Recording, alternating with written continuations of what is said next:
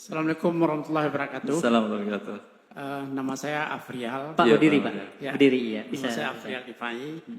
Yang akan saya tanyakan terkait dengan menunaikan kewajiban sebagai pedagang. Iya, Pak. Seperti umpamanya mengeluarkan zakat mal. Iya. Apakah kalau kita ketahui kan yang zakat mal itu harus kepada asnaf yang 8. Iya. Ini sebagian dari kita kan juga ada yang memanfaatkan asnaf 8 umpamanya orang yang berutang sebagai umpamanya untuk membangun masjid, untuk membangun tempat-tempat ibadah lainnya, dengan mengatakan atas nama orang yang berutang, lalu dia terima itu untuk membangun masjid. Apakah itu boleh, Ustaz? Ya, Allah barik. Siapa untuk masjid mungkin saja. Ya. Ketika kita sudah mengetahui kewajiban dalam harta kita, hitung dengan baik. Banyak orang dalam permasalahan antara dia dengan karyawannya, hitung-hitungannya Masya Allah, teliti. Dia dengan pajak, hitungannya teliti. Ketika menghitung zakat, asal saja keluar. Menurut dia sudah lebih batas. Itu lebih banyak tuh pembagian, terlalu banyak tuh. Terlalu banyak gimana? Tadi saya terima 3 miliar, masih sedikit itu.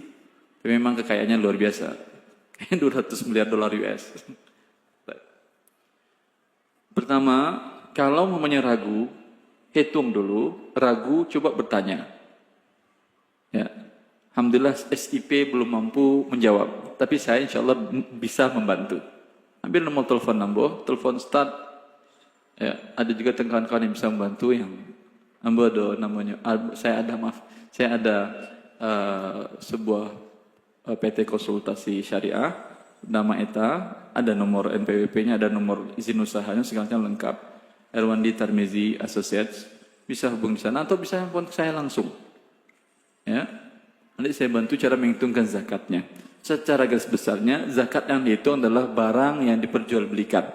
Baik barang itu ada di toko ataupun di gudang yang akan dijualbelikan. Baik barang sudah jadi ataupun setengah jadi. Baik barang yang kalau sudah laku, berarti dalam bentuk uang kan sekarang. Baik barang laku atau belum. Ketika jatuh tempo zakatnya dihitung semuanya. Kalau ngitung uang kan gampang. Ngitung barang tadi dihitung dengan harga per hari itu. Bukan harga pada waktu beli. Dinamakan dengan qimah istidaliyah. Dapat harga semuanya dikali 2,5%. Dikali 2,5% berapa ini? Terserah. Semakin besar aset Anda, semakin besar yang dikenakan zakat. Adapun rukonya tidak. Mobilnya tidak. Ini yang dizakatkan hanya barang yang itu dijualkan. Kalau pakaian berarti pakaian saja. Mesin hitungnya nggak dijual, nggak dihitung. Adapun boneka-boneka, aksesoris boneka-boneka itu jangan dihitung. Itu kan nggak mau dijual kan? Nah, itu tidak dihitung. Ya. Setelah dapat angkanya ini besar, sebagian orang besar. Saya pernah masih seorang saya memberikan pelatihan tentang zakat. Ada salah seorang peserta pelatihan itu, ketika dia menghitung zakat pribadi dia tulis angka 5, 40, 10. Dia nanya, Ustaz saya zakatkan berapa Ustaz ya? Kenapa Ibu? Ini 40 apa ini? Ini 40 miliar Ustaz. 40 miliar ini adalah modal yang saya putar untuk pembuatan catering saya. Dia ternyata mempunyai catering terbesar di kota Surabaya. Yang ini 10 apa Ibu? Ini 10 ini laba bersih setahun. 10 miliar? Iya, alhamdulillah 10 miliar. Saya zakat dari mana Ustaz? Dari 2,5% 10 miliar atau 40 miliar? Saya katakan dari 50 miliar Ibu. Zakat bukan dari laba saja. 20 miliar kali 2,5. Banyak lah ya. Alhamdulillah banyak. Segitu zakat satu orang ibu-ibu. Setelah tahu angka ini, bersih harta Anda. Dan bertambah harta Anda. Jangan kira keluar 200 juta, rugi saya. Kata siapa rugi? Allah bilang untung Anda. Allah bilang untung Anda. Dan bahkan orang-orang yang tidak punya uang iri dengan Anda. Ustaz iya banyak ilmu, tapi tidak dong. Tapi tidak dong, bakal berzakat. Bakal bantu orang. Bantu doa salah. Adanya bantu doa. Yang ini punya harta, bisa membantu orang dengan doa, bisa dengan harta. Maka Anda dirikan. Maka dengan setelah dapat angka, baru berikan kepada asnaf yang 8. Asnaf yang 8 ini, Allah urutkan tetapi tidak harus tertib. Mana saja yang ada. Tapi lihat kenyataannya siapa yang paling berat.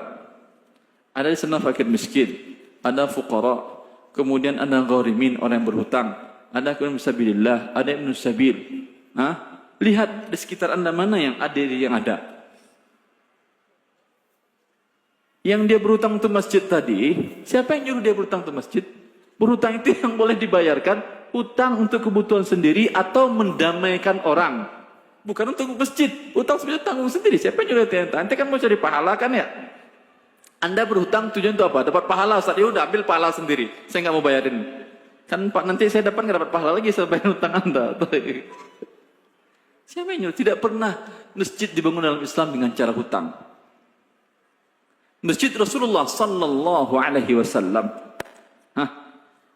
Tanahnya Rasulullah beli, tidak ngutang, tidak mengutang Rasulullah tanah, beli tanahnya dari seorang anak yatim. Masjid Nabawi sekarang itu dibeli Rasulullah anak yatim.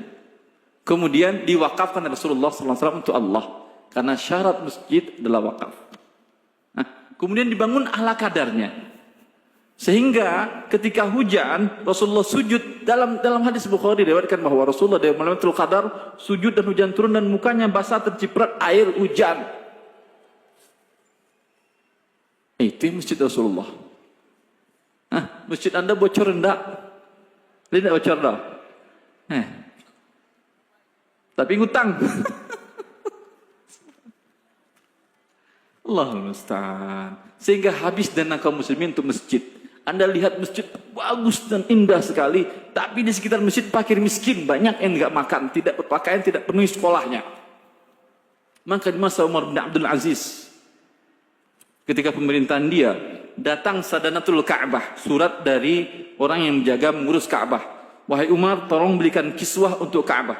Kiswah Ka'bah itu tidak murah, itu mahal, dari sutra segala macam, bahan mahal.